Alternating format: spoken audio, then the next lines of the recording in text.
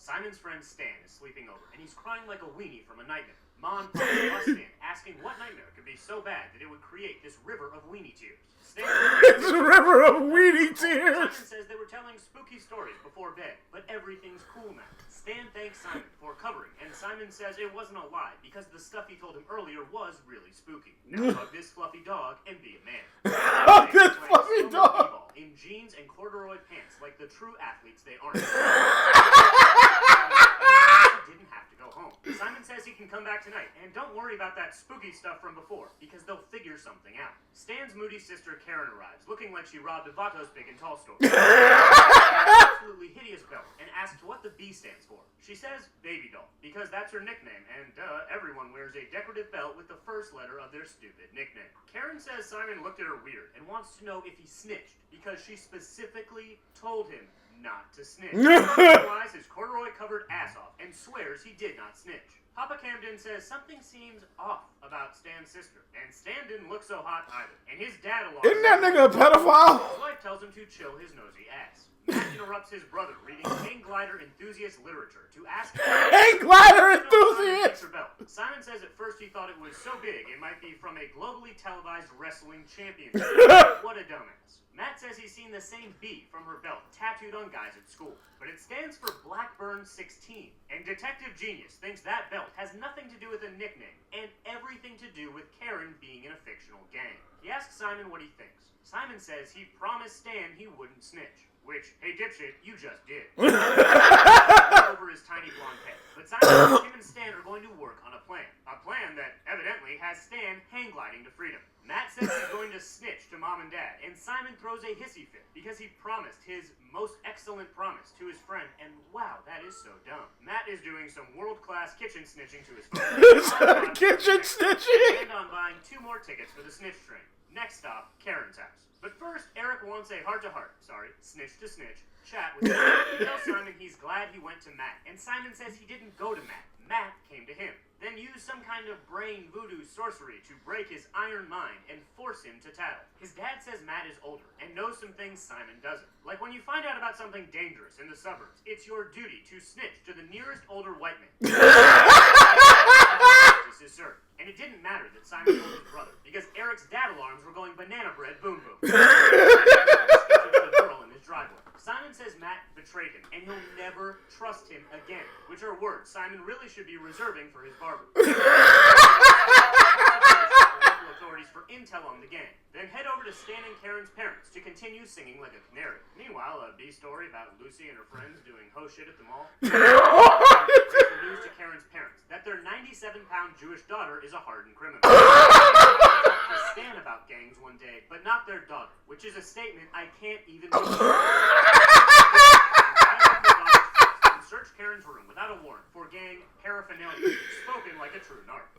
Find Jack. Karen beats the case and lives to see another day in these streets. Meanwhile, back at the mall, the youths are being courted by a very gross security guard. Mary tells her sister she needs to cut the ho shit all the way out, especially considering she's only 14. And if the actor who plays her dad sees her like this, he's going to do something very inappropriate. I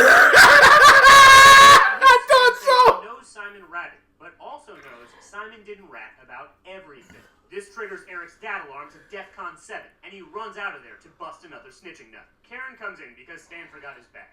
Annie says a woman in church, her grandson, had that B on his knuckles, but it didn't stand for baby doll. Karen hits her with a, you don't know me, and friends are there for me. Annie claps back. She says if she keeps it up, those friends might get Stan hurt or killed, and they might get her killed, and they might get her raped too, and they might even rape Stan. Who knows? Raping her family could be like Pringles for this gang. Impossible to stop once they get started. Because there's nothing this family loves more. Jesus Christ! Then he puts an end to his brother's hang glide to freedom plan that is still somehow at the top of his good idea. A fucking fan and an umbrella? This time searching Stan's room. And what did they find?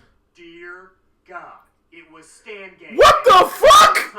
Oh, wait. No, never mind. That's Karen stuff. They hit the cool shit jackpot with knives and... Is that fucking crack? ...weed and pills and brass knuckles and... God damn, Karen, what the fuck kind of work you putting in on this? They say they're going to send Stan to live with his friend. No, she had crack under her bed! What the fuck? It's the deadliest gang this side of the neighborhood neighborhood custom pottery studio. She says she'll get out, and Eric says, good fucking luck if they let her out. Big if. They're going to beat her ass, and she might not survive the ass beating. Karen says they'll understand, but she needs to return their pills and chains. Her parents say no way, which feels like a bad call. The parents want to call the cops and go for the high score for snitching in a single episode. He knows some places they can send Karen. Maybe Colorado or San Francisco. Basically put her ass on a big hill. But the chances of her getting into these hills are about as slim as viewers believing she's gang affiliated. Overwhelmed and need a little time to chill and sort things out. Maybe go hit one of those bed joints Stan's been farting on in his sleep. The Fang plus Stan are shooting night hoops, 100% of them in pants not intended for sports. He gets a call and goes outside dramatically and doesn't say anything. Wait, did Karen die? Okay, so Karen did not die. Could have said something there, Annie. But apparently, this gang stuff is serious business. Oh, We shit. need to take Eric up on that place in Colorado after. Yo, they beat her ass. Learn today. White people in the suburbs love snitching. It's expected to pass through 3 or 4 snitches in a 24-hour period. And if you're trying to help your friend, Holy shit. don't plan to do it by building your own hang glider, because that makes no difference. Kill. And don't judge a book by its cover, because that tiny girl from Hebrew school with the ugly belt might be into some hardcore gang activity. That tiny girl from Hebrew school. Let her return the drugs and knives and nunchucks. Because if she doesn't, they're gonna send her shit right to the hospital. Yes. 14. Don't do ho shit with your friends at the mall. Because if the actor who plays your dad sees you like that, he's going to do something extremely inappropriate. See you next time on a very special episode. Holy fuck. Oh shit, my goddamn sides are hurting. This shit is too much.